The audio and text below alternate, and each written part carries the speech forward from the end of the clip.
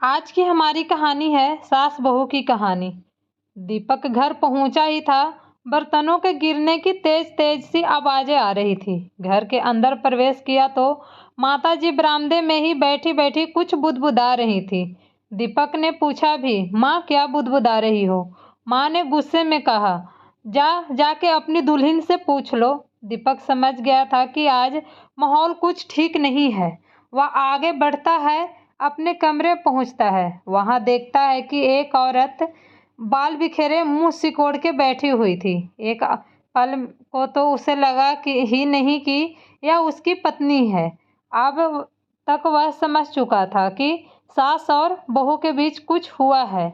इस दबे शब्दों में पूछता है, क्या हुआ? पत्नी उत्तर देती है, कुछ नहीं। फिर भी उससे पूछता है कि क्या हुआ? इस बार झुंझला के उत्तर देती है कि अपनी माँ को समझा लो। उनकी फरमाइशें दिन प्रतिदिन बढ़ती जा रही है। जैसे जैसे उनका बुढ़ापा बढ़ रहा है, फरमाइशें भी उसी हिसाब से बढ़ती जा रही है। दीपक फिर से, आखिर क्या हुआ? पत्नी उत्तर देती है, आज मैंने दाल रोटी चावल सब्जी सब बनाया। उसके बाद भी सासू जी को सुकून ना मिला। उन्होंने हमसे कह दिया, बहू करेला भी बना लो। हमने कह दिया, अब मैं बहुत थक चुकी हूँ, मुझसे नहीं बन पाएगा। यह सुनते ही वह भड़क गई। मुझे तो समझ ही नहीं आता कि मैं इस घर की बहू हूँ या नौकरानी। उसके बाद ना मैंने खाना खाया और ना तुम्हारी माँ ने। इन विषम परिस्थितियों में दीपक से यह नहीं बोला गया कि वह बहुत जोर से भूखा है।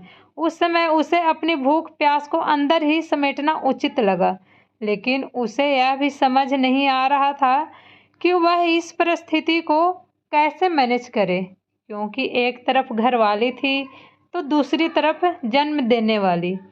कुछ देर रुकने के बाद वह रसोई घर में जाता है और वहां से 2 थालियों में खाना निकाल के ले आता है। एक थाली वह माँ को दे आता है तथा दूसरी थाली वह पत्नी को दे देता है। दोनों लोग भूख के मारे बेहाल थीं, इसलिए ज़्यादा नखरे किए बिना चुपचाप खा लेती हैं।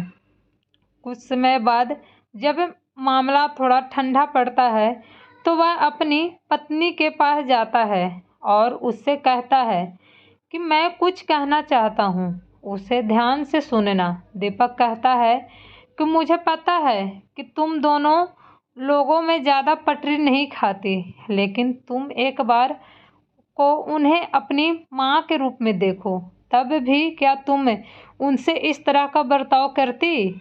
उनकी उम्र हो चुकी है, अब वह हम लोगों के ही सहारे हैं। वह अपनी पसंद का खुद से करने में असमर्थ है और हम लोगों को भी तो एक दिन इसी अवस्था से गुजरना है।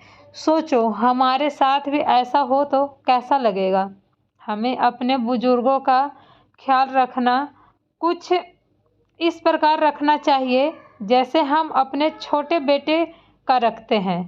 पत्नी को यह बात समझ आ जाती है और वह अपनी गलती को मान के माँ जी से माफ़ी मांगती है।